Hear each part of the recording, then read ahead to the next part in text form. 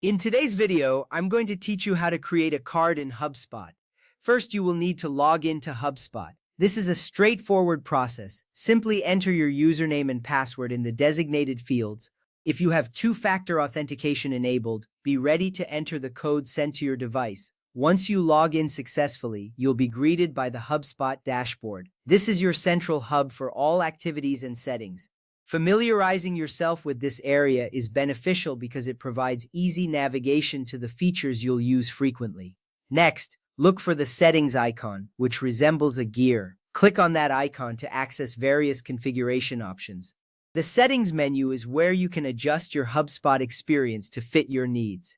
A clear understanding of this interface is crucial, as it allows you to tailor the platform to better serve your business processes.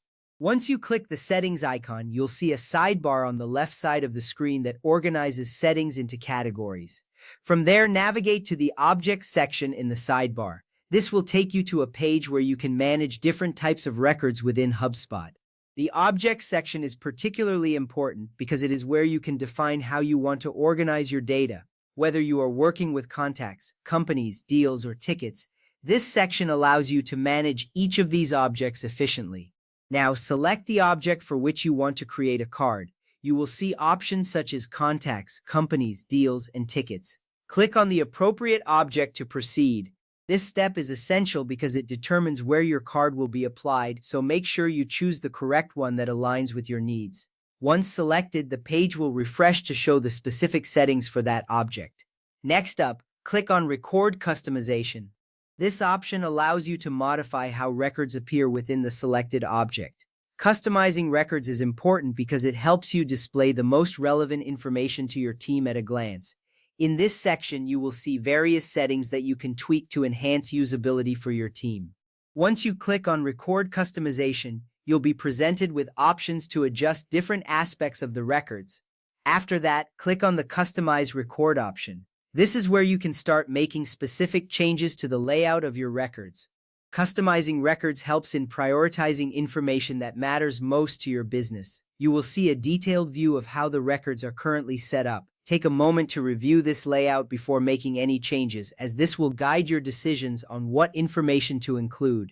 At this point, choose the section where you want the card to appear. You may have multiple sections available, depending on the object you selected earlier. This step is crucial because positioning the card correctly ensures that it is easily accessible for users.